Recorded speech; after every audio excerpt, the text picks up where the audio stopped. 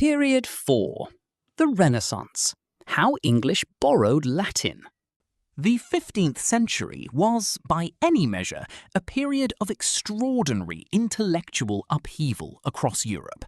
Scholars and artists who called themselves humanists had been rediscovering and republishing the great texts of ancient Rome and Greece. Works by Aristotle, Plato, Galen, Euclid, and dozens of others were being read again with fresh enthusiasm, translated, debated, and built upon. Ancient ideas about medicine, government, mathematics, and the natural world were being used as foundations for entirely new thinking. This movement, the Renaissance, from the French word for rebirth, had been smouldering in Italy for most of the 14th century. By the late 1400s, it had spread northward into England. Old assumptions were being questioned. New theories were being proposed. The vocabulary gap. English in 1480 was a capable, expressive, alive language for the things it had always been asked to do. It could describe a harvest, a battle, a heartbreak, a joke, a prayer. It had Old English roots going back 1,000 years, reinforced by Norse words from Viking settlers and a substantial injection of French vocabulary from the Norman period. It was, in short, a rich and layered tongue. But the Renaissance was asking it to do new things. Educated people needed to discuss the circulation of blood, not just the heart beating, but the systematic loop by which blood moves through the body.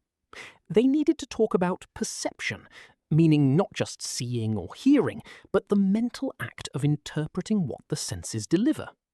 They needed language for ratio, for momentum, for nucleus, for formula, for data.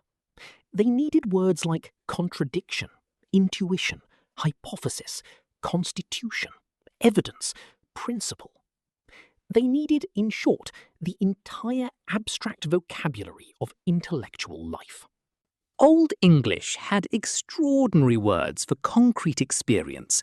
It had sunbeam and earthworm and daydream, all Old English compounds that have survived intact. It had wrath and grief and fellowship. It had riddle and ghost and wonder. But it had not abstract technical terminology that the new intellectual era required. Latin had the words, all of them, right there, already existing, already precise, already carrying exactly the right meanings. Why invent a clumsy English approximation when a perfectly Latin term was available at no cost? The scholar reached across the desk, picked up the word, and dropped it into English. This was how it started. William Caxton and the machine that changed everything.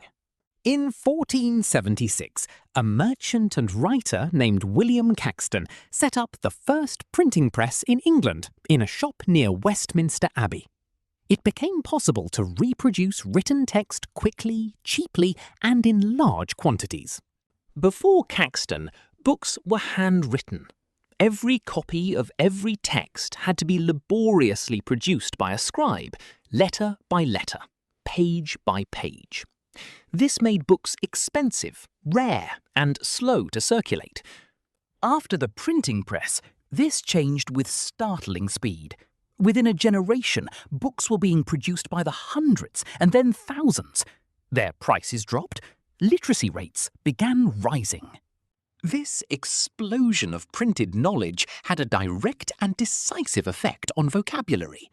The scholars writing in English, translating Latin texts, summarizing Greek philosophy, explaining new medical discoveries, describing legal theories, needed English words for Latin concepts, and when they couldn't find one, they wrote the Latin word, adjusted the ending slightly for English grammar, and moved on.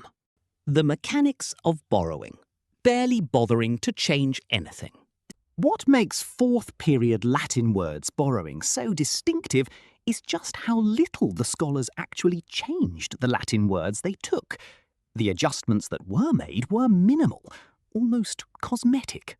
The Latin suffix us, the standard masculine nominative ending, was usually simply removed, so gradus became grade, Calculus became, well, calculus. Scholars sometimes didn't bother even with this much.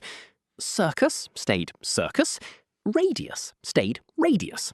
The Latin adjectival suffix alis was trimmed to al, so rationalis became rational, mortalis became mortal, fatalis became fatal, formalis became formal, brutalis became brutal. The Latin artio, a noun suffix meaning the act of doing something, became ation. Circulatio became circulation. Contemplatio became contemplation. Educatio became education. Imitatio became imitation. The curious result. 3 words for one thing. One of the strangest and most beautiful consequences of English having borrowed so heavily from so many different sources is that it frequently has 3, sometimes 4, words for essentially the same concept, each carrying a slightly different register. The pattern is remarkably consistent. The short, punchy word is Old English. Holy, ask, begin, rise, weird. The middle word came through Norman French. Sacred, question, commence, ascend, strange. The long formal word is Renaissance Latin. Consecrated, interrogate, initiate, elevate, uncanny. Or consider these triplets: kingly, Old English, royal, French, regal, Latin. Fast, Old English, firm, French, secure, Latin. Holy, Old English, sacred, French, consecrated, Latin. Fire, Old English, flame, French, conflagration, Latin. House, Old English, mansion, French, domicile, Latin.